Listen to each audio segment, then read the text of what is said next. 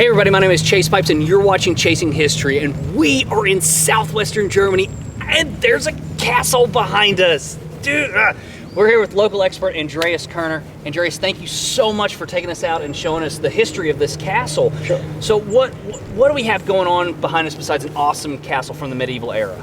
So the castle was first built in about 1230. We don't know exactly. It was first mentioned in a surviving document in 1285. Okay. And it was mainly built to protect the road that's right behind us in the valley. It was an important road at the time. Okay. And oversee the valley, make sure no enemy troops coming through, and keep an eye on travelers. Okay, so what was the point of castles? Because that's one thing Germany is famous for, is all these castles all over the place. Why are people building castles all over the place? Well, the main reason was that knights had a castle, and they were in charge of protecting the area. Okay. So for their services, they got a percentage of the villagers' income, if you want.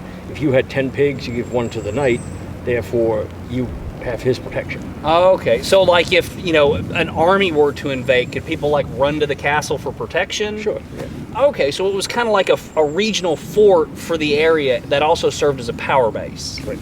Okay, let's talk about it changed a little bit during time, during times, but in the early days, at least, that was the idea too. Yeah. Okay, so castle construction. How are castles built? Are they using permanent markers on the landscape, high hills? How do castles? Well, typically, you have to imagine these castles were built before gunpowder was a thing.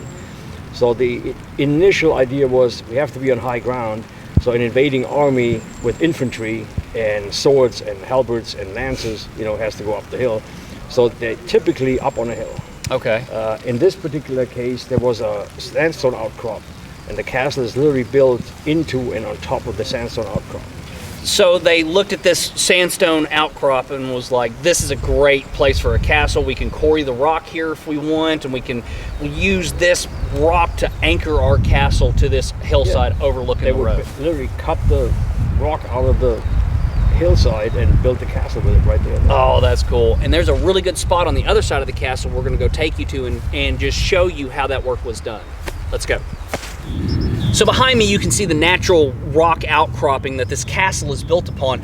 But why is it choose a natural rock outcropping? It just seems like a hell of a lot of work.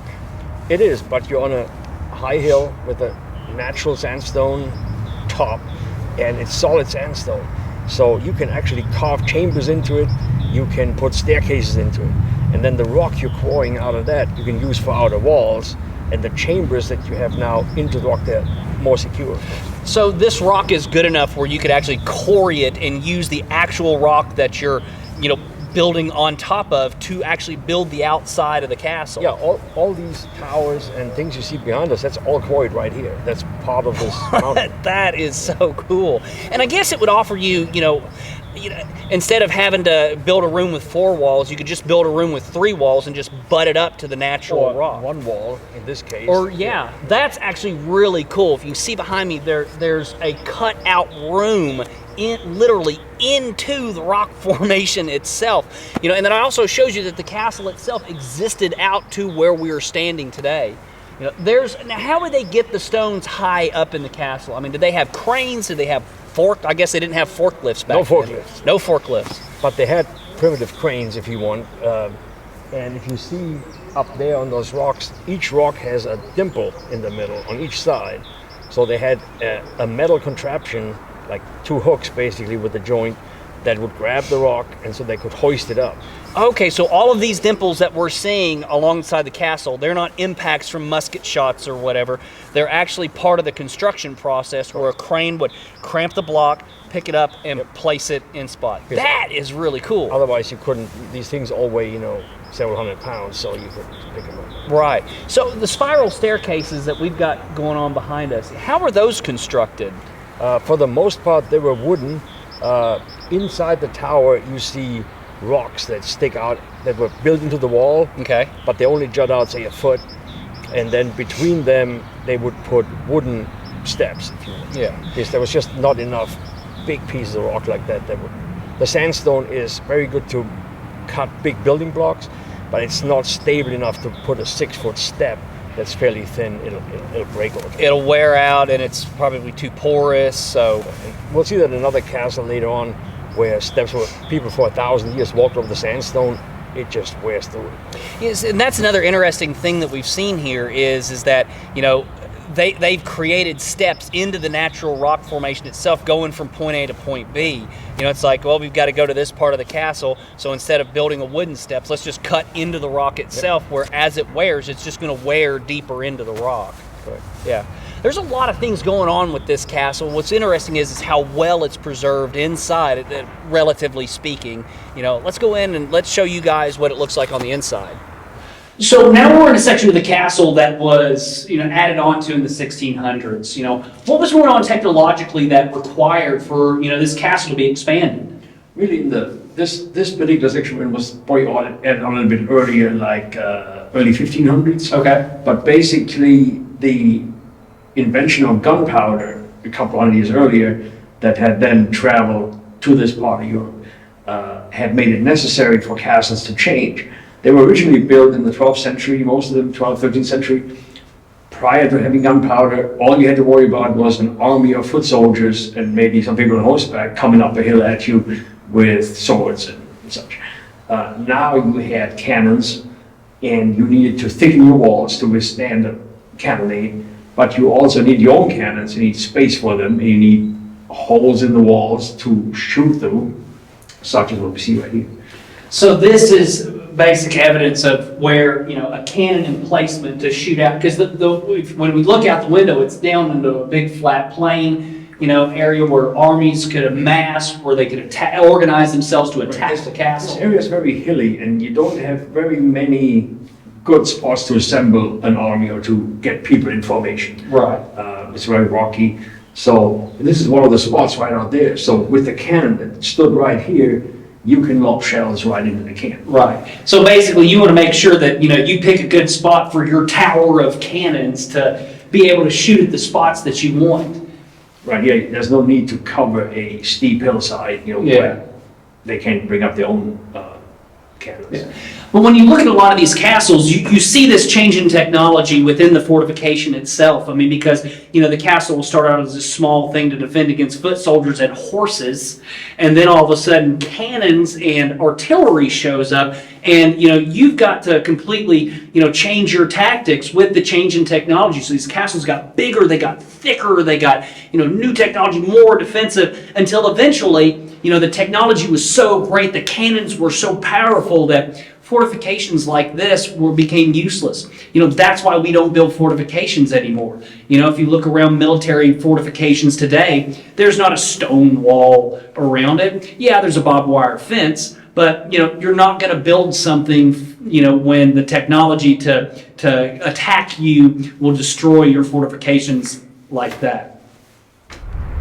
This castle is built on top of a major rock outcropping. It's got a great look of the road that was here during the medieval period. What's really fascinating is that there's still a road here in modern time. It's the quickest point, between A and B is following the natural terrain. And it was a good place to travel back then, just as it's a good place to travel today.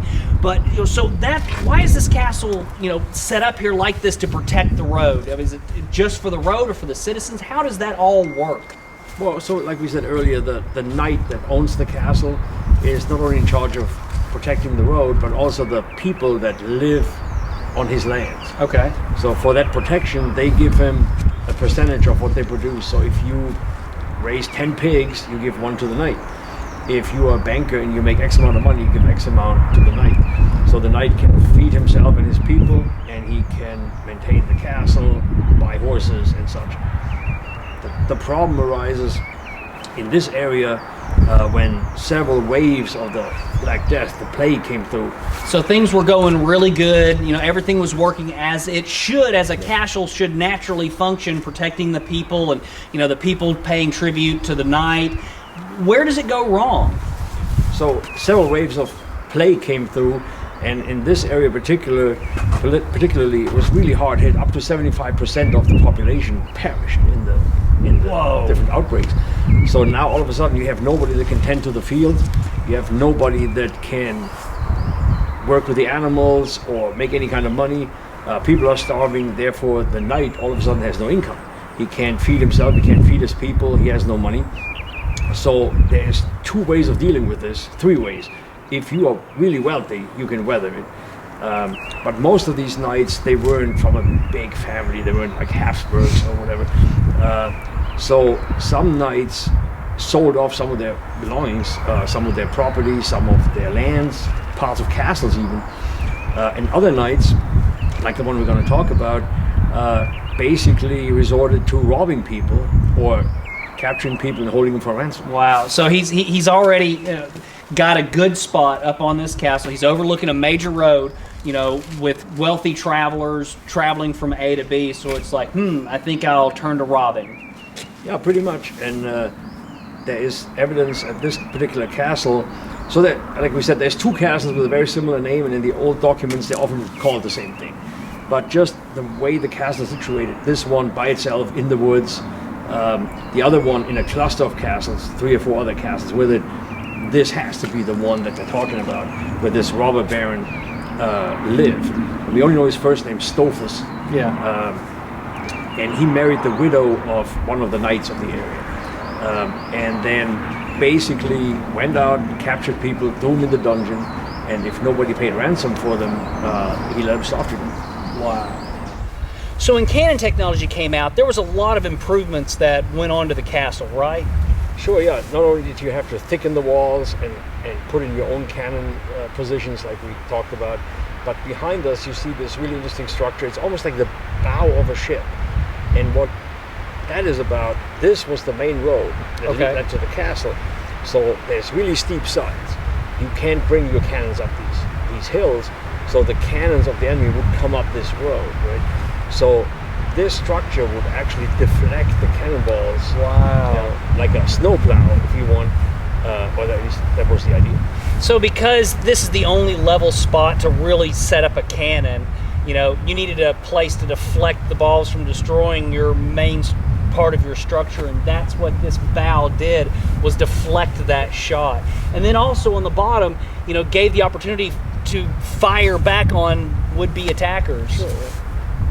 That's really cool. The thing about these castles is that they tried to use them again and again and again with each advancement in military technology. They kept trying to make these structures work until finally they got to the point where they couldn't work. They were torn down and were no more. So it's just really cool to see another example of a defensive work here in Germany.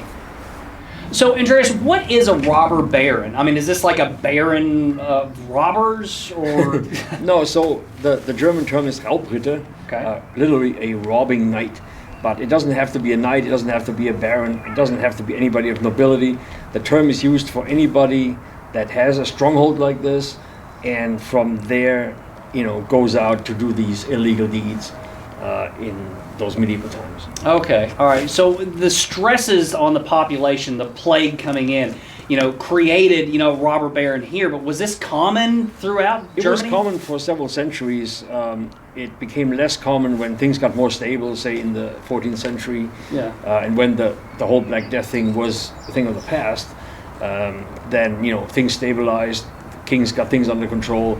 Most of the castles that had robber barons were actually besieged by the king and destroyed. Yeah. Because you didn't want to have the reputation, hey, let's not go to this part of Germany. Right, yeah. But I mean, these weren't, the whole dynamic really changed. This was a place of protection, a place of safety, and then now it's a place of danger. I mean, these weren't good people. These were really bad people, right? Sure, yeah. I mean, this particular guy we're talking about, Stofus, he, like we said, captured people, and if nobody paid the ransom, he literally let them starve to death in the dungeons below us.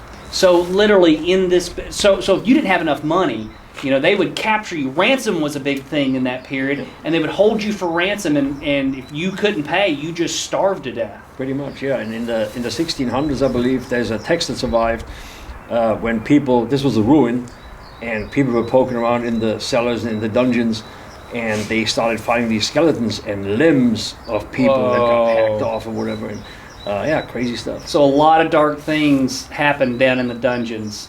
Let's go check out the dungeons. The dungeons. All right, let's go.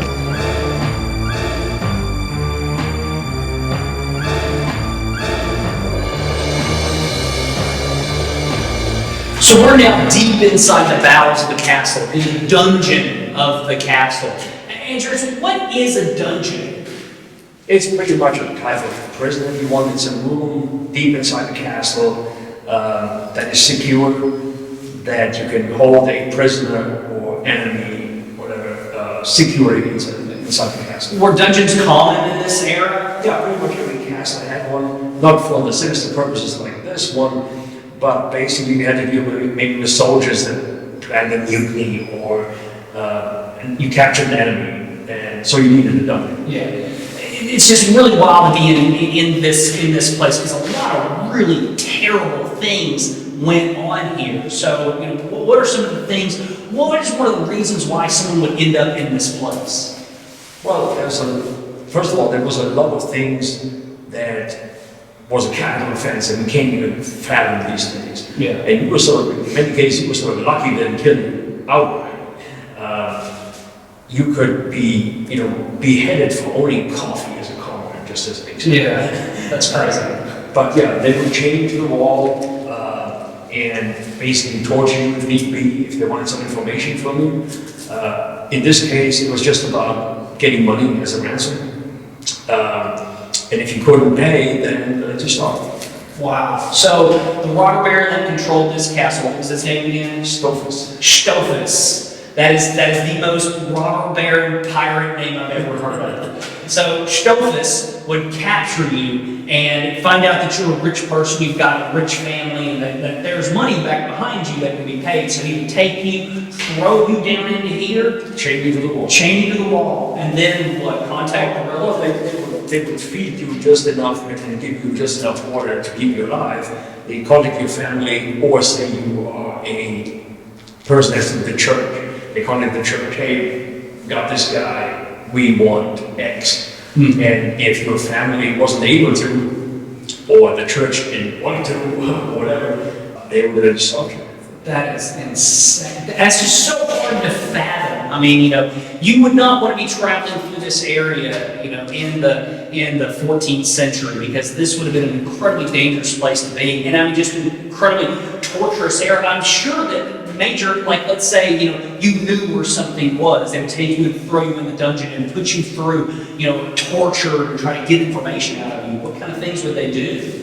Well, there's a million things that you have no idea how people can come up with this stuff. I mean, there was things like pulling on your fingernails, or using hot, pokers that they heat up in the fire, and you name it. Just any way to hurt you, they would do it in very creative methods. It's so haunting to be in a room like this. And what's interesting is so in the 1600s, when people started re-exploring this castle, what did they find down there? So the castle was in ruins, and they were poking around in these rooms, and we have some letters that survive where people describe the skeletons and hacked off limbs that they found down here in the dungeons from a few hundred years before. And see, that's just it. This is where this goes from, mythology into fact, is because, we have contemporary documentation, of people at this site, exploring the site, finding human remains down into the dungeons. A dungeon is something that we think that's, just a Hollywood myth. Throw them in a dungeon, pirates, that kind of thing. And when really, it's a real thing that happened to real people, that happened right here. And in the 1600s, evidence was found of that. Hacked off arms, skeletons remained, people still chained to the wall, the things that you wouldn't fathom. I mean, it would be like walking into a horror show. It must have, it was such an impactful thing that people wrote it down for us to know today, which is why we know so much about this castle and the evil that was portrayed here. I mean, this is a very haunting place to be in, where a lot of really terrible, terrible things happen. Well, not only haunting, but according to local legends, haunted, because the local people are convinced that there are ghosts and all kinds of things going on. There's just get online and look. There's a lot of ghost legends. I mean, even when we first walked in here, man, this just no. So what's wild though is that this is an era that can't last. There's a lot of really terrible, terrible things happening here. And this has got to end. This can't go on forever. This dude can't keep pulling stuff off of the main road and, throwing them in the dungeon and going to ransom. People are going to get tired of that. And they did get tired of that. We're going to go outside and we're going to tell you exactly what they did to end this evil. So, you've got a lot of bad things going on here for a couple of decades, and word got out not to come in this area, otherwise you're going to get robbed, you're going to get taken hostage, terrible things are going to happen to you. But, that word getting out, things get better over time, and that's got to end at some point. So how does this end? How does this robber baron story finish? So basically, like you said, it was bad for the local economy because people wouldn't travel to the area anymore. It was also bad for the church because Speyer, which is down that way, is an important place, big cathedral. And finally, the king ordered other knights and the bishop of Speyer and another couple of bishops to raise an army to come here and destroy this castle and get the guy out of here. Whoa, and so that's how it all ended. An army was raised, the castle was destroyed. What happened to the guy himself, do we know? There's a few different versions of it. One says the next day or 2 days later he was beheaded in front of the Speyer Cathedral. Another version says that he got away and he never paid for his deeds. We don't know. Wow. And so ends the story of the robber barons of Southwestern Germany. This is a really interesting history, when you look at it in terms of castles, because we think castles as these places of, knights and nobility and honor and morality, but there's also a period of history to some of these castles, like this one behind me, that is dark and dangerous and really leads to myth and legend. And, these are things that we think are myth and legend, but in reality actually happen. And this is one of the places where that actually happened. Andreas, dude, thank you so much for having us out, man. We really appreciate it. We thank you guys for watching this episode. We hope that you will like and subscribe to our channel. Put your comments in the comments below. Let us know what you think. Let us know if you saw a ghost floating around somewhere in the background of the camera, maybe an orb or something. Check out our social media, Chasing History, both on Instagram and on Facebook. And remember, guys, history rocks. Woohoo!